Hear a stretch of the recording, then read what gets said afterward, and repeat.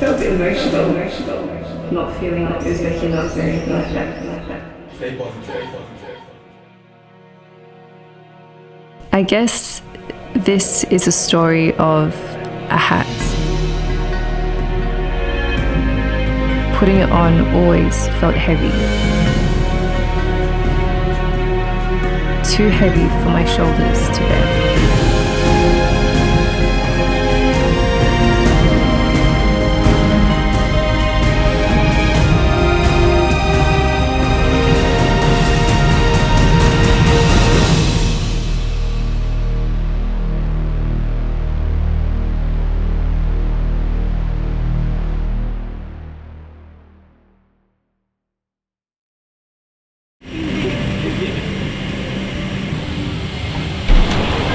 Yo folks, I don't think it's quite hit me that I'm flying to Tashkent. This has been a dream of mine for such a long time.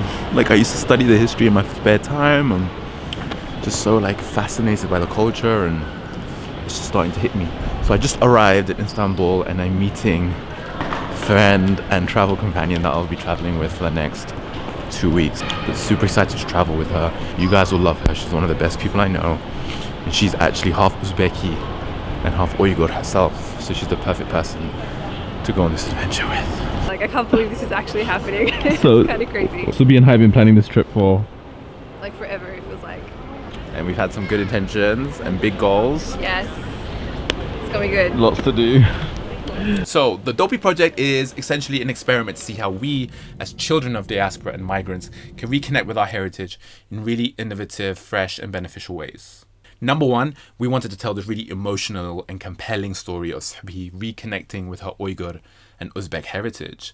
And the way we do that is through these doppi, these hats. And we thought the more she would learn about these hats along our journey, the more we'd actually learn about her in the process. Number two, we thought these hats actually aren't being made in the way that they were made 100 years ago. They're dying out. So there was an opportunity there, is that if we could find someone to do them, we could work with small businesses, especially ones that are run by women, and we could sell them. That way we'd be able to facilitate them and their work and partner up with them, and also help preserve this dying tradition. Last but not least, if we could tell their amazing story, if we could find the doppi, and if we could sell them, the money that we would raise, we would put into like a little social enterprise, make a creative fund, and we could use it to birth Uyghur storytelling amongst the community themselves.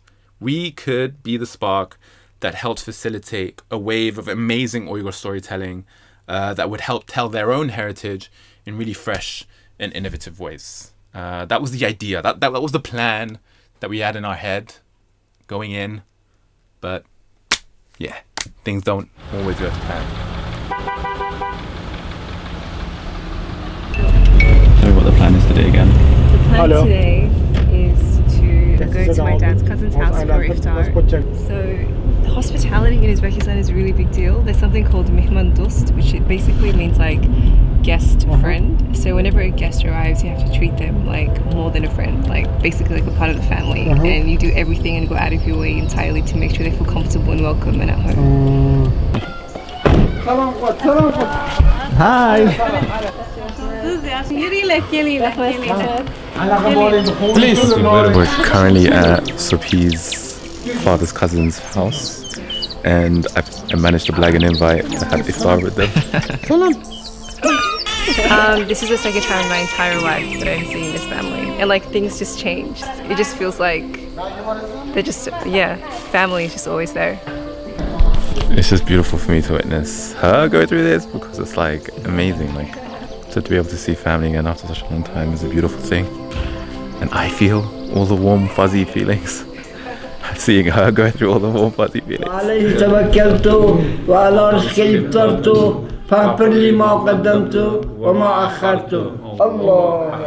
Whatever disconnect we might feel as young people with our culture, a lot of it's because we've been taken away out of that village that should have raised us. You know, they say it takes a village to raise a child, but a lot of us are growing outside of that environment. So it was really important for us to start this trip with the right intention and meet Subhi's family and almost like reconnect with that village that would have brought us up had we never left. I can't. If I eat more, you don't understand what I'm saying, but if I eat more, I'll explode. And the chocolate hamafisa men partlap gitme dedi. Portlasang Toshkentda qolasan bo'ldi. 5 yildan keyin meni ko'rib, qanaqa his qildingiz? Like, o'zgarish bormi yo yo'qmi? Bo'yingizni bilmadimmi, sal to'lishibsiz. O'zgarishli ozg'in qiz edingiz. He said you gained weight. Ancha ozg'in. I think it's meant to be a compliment. I'm not sure. O'zgarish ko'p, ancha yaxshi. 5 yil davomida ancha katta qiz bo'lib qopti Subhi. Kichikgina qiz edi kelganda. And Subhi saying bye to her family. It's been such a nice warm night and a great way to start the trip.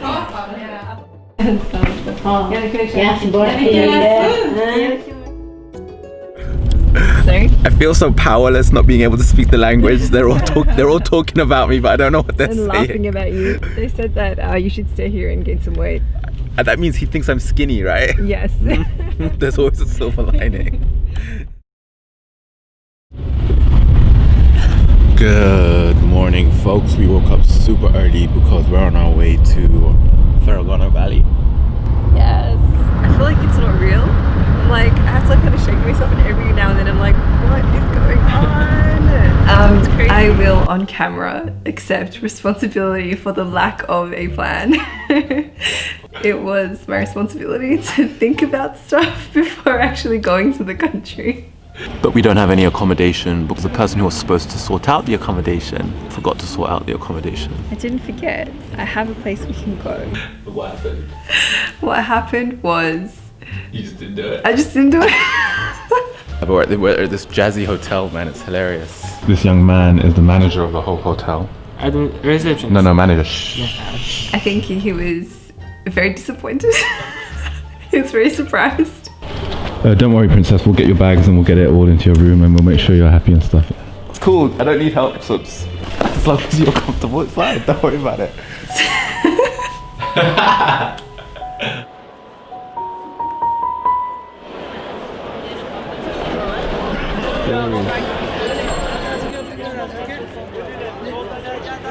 We're at the bazaar before iftar and there's lots of food and stuff, so we're stocking up on little iftar treats. But there's so much life, it's beautiful. This is stuff I love to kind of witness and see. One of the best things about coming to a bazaar is just like meeting random people. Welcome to Uzbekistan. And it's nice just to kind of have like idle chat and sit down with people and take pictures with them. It's just good fun. There's always so much life at marketplaces. This is my friend. Kramsan. Assalamualaikum. I think for me initially it was just like, why is this guy interested in Uzbek culture? Like, why is it something that that he sees as cool and interesting and valuable and something that he wants to shed light on, just connect with in a way that's meaningful for him as well. And I think through that energy and that excitement that he had, it just enabled me to kind of step outside of my identity / cultural baggage a little bit and just to see my own heritage and culture from a really positive perspective. For some reason, Subhi's more popular than me. All the guys seem to be chatting to her, not me for some reason. I can't think why. It's like, you look Uzbek. I mean, I'm here by myself, no one's speaking to me. All the guys want to chat to Subhi. Very, very awkward. I can't say I'm used to this kind of attention. Look at this beautiful woman. You like me? I like you. I love you. She's in love with him. My new girlfriend in Uzbekistan. Uzbekistan. Her name is Nadir. Nadir? Yeah. Wait, Mahbuba. I love you. She's named Mahbuba. Nice to meet you. How was that, Subs? It was amazing. My heart is really full. So after our little distraction at the bazaar, which we had a lot of fun in, we started getting to work. And the first thing we needed to do was find the right material to make these doppi with. And silk is like a national Uzbek treasure. They have been renowned for hundreds of years as creating some of the most high quality silk around the world. But around the 20th century, the Russian Soviet Communist Party came in and occupied parts of Uzbekistan and totally decimated the silk industry. What happened is that in that void, in that vacuum that had been created, a lot more cheaper materials and artificial materials, especially from China, had come in, and the Uzbek silk industry was never able to kind of catch up. Now, sadly, there are only like a handful of factories that are making high quality Uzbek silk, and as a result, it's really expensive because supply is so low. So for us, that wasn't going to be a barrier. We wanted everything to be 100% Uzbek silk, handmade, naturally dyed, with the best materials. So we went to one of these factories.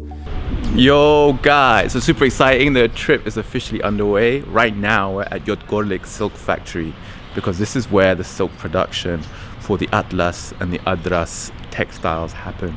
So you see those beautiful Uzbeki patterns and the clothes and the carpets. This is one of the main factories that do it.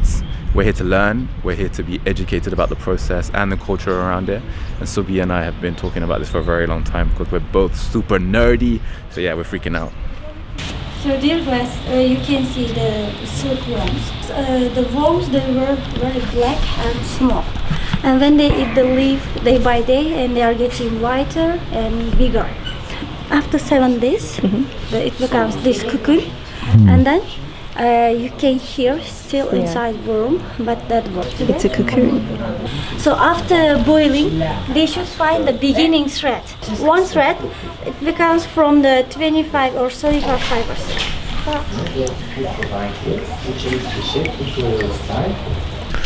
So here, Subhi here and I are at the dye factory. This is where they dye the silk and the cotton.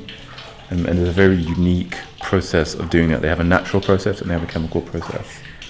So here we have the natural ingredients used to dye the silk. Can you remember exactly which one's which? This one is onion skin, and this one turns orange in color.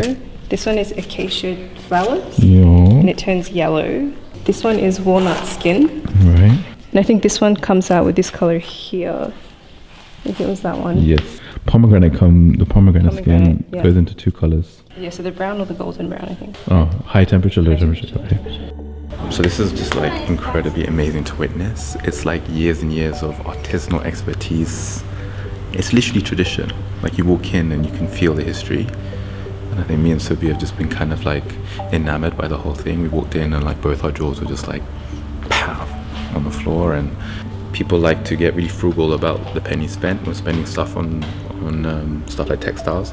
But you see the process and the tears and the blood and the sweat, how long it takes to make something like this, and I can't imagine spending money that is more worth it. You're buying history, you're buying culture, you're buying expertise, and you're buying into a process that is so much deeper than just the superficial. It means something to this community, it brings people together, and that is really beautiful to be part of as a consumer. So Atlas has been a big part of my childhood growing up, just like the dresses and things like that. It's always been really fun to wear. So coming here and seeing how it's actually made, all the way from the tree the silkworms grow in, to the cocoon and that pulling, to dyeing it, it's been absolutely incredible just to see how it's made. It just gives it a whole new appreciation. Yadam tili shirin. Burun kelgansiz endi birinchi kelishingizmi? Meni Amerikada birinchi kelishingiz, ha? Yoqdimi? Yoqdi. Xush kelibsiz. Xush kelibsiz. Hali Atlasda. Nechinchi o'zbek, chista o'zbeksiz. Nima, yo'q, o'shancha nima? Qatli akalar, nimalimikin, anjolimikin, o'zimcha yo marg'ilolimikin deb hozir sizni anaqa qilyaptim, chista. Ah, shirin. Nimalaringiz ham yaxshi. When they see that we look kind of like them, they are super curious about where we're from and why we're here, and it's just beautiful to share in that kind of energy and hospitality. They approve of my outfit. Right? They're like, you look like a good Uzbek girl. Nimishka bizga muhim. Nima qilish kerak? Ha, sizlarga nima muhim? Sizlarga muhimmi? Ha. Muhim. Nima qilish kerak deyapti. Bizga masalan muhim. Endi sizga shunga qiziqsangiz muhim bo'lsa qilasiz-da. Bizga muhim bo'lsa biz yoshligimizda shularni biz nima qilib kiyib ana bo'lganmiz-da. Bizga bular qadrli narsalar. Ha. Endi siz mana otangiz o'zbek ekan. Siz ham shuni o'sha erlarda o'zingiz otangizni nimasini saqlab kiyib yo'q qilsangiz bo'laveradi, misol mana. Hozir agar o'zbekcha ko'ylak kiyib olsangiz, vavshi. Yo'q, vavshi. Sizni birov Avstraliya demaydi.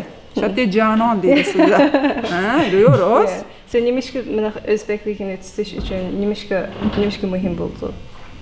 O'zbekistonda yashashingiz kerak. Endi o'sha o'zingiz qiziqsiz, o'sha yerda urf-odatlarni ushlab qolish kerak. Ushlasangiz bo'laveradi. Misol masjidga manamiz biz urf-odatlarga nima qilsangiz, o'sha o'zingiz xonadoningizda saqlasangiz bo'laveradi. Tushuntiradimmi? Saqlasangiz bo'ladi. Qiziqsiz o'zingiz. Siz Anjoningiz sog' bo'lsin. Bismillahirrohmanirrohim. Allohga deysan, salolasi, Allohga. Sog' bo'lsin, chiroyli bo'ling. Anjoningiz sog' bo'lsin. Allohu akbar. Allohdan so'rayman. Anjoningiz sog' bo'lsin. I felt a bit emotional. Why? Actually, like when she was like making a dua, Yeah. she was just like all the stuff that she was saying. Just it was just really beautiful. Like really sweet to connect with someone. Anjoningiz sog' bo'lsin. Voy, joningizga shukr, boringizga shukr. Ko'zingiz ko'rib turibdi. I remember before we were talking about like not feeling like Uzbek enough or anything like that, but they just made me really feel like you're Uzbek and that's it, like no questions asked about it. So, and it was really nice. Like it got me reflecting on things like the way that I've been raised, you know, at home, and just like how my parents introduced and kept like that connection to the culture alive in a really sort of welcoming way. And it's nice to still feel that sort of connection to it, and that being validated by these two random women that we just bumped into here. So, alhamdulillah, it was an emotional moment for me. It's funny. It was like talking about that yesterday. I'm gonna cry as well. I can feel it. I promised I wouldn't.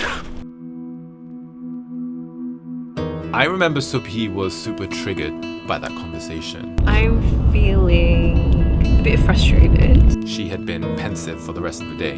Earlier that day, Subhi had expressed that she never felt Uzbek enough, that she was struggling to find a connection to everything that was happening around us. It's like, you look Uzbek. But the warmth and the validation experienced from these women made her feel like she was part of all this. This was part of her story, part of who she is. I think a great metaphor that explains this really well is Uzbek silk. We had literally learned that one thread of Uzbek silk consists of multiple fibers that are delicately intertwined together. It's a cocoon. And I could see in Subhi's eyes that she started to realize that her story was intrinsically linked to a bigger one. Stories of her mother, stories of her father, stories of her ancestors, her culture. All these fibers come together and create a single thread of who you are today. That's why there was so much intentionality in the clothes of our ancestors. They would take these threads of silk that carried so much memory and they would put them in patterns and embroidery and clothing, and they would imbue them with such a meaning that they would become like literally archives of memory so that we would never forget. Don't take off your traditional clothes, don't leave your culture behind. And that energy is exactly what we wanted in our Doppi.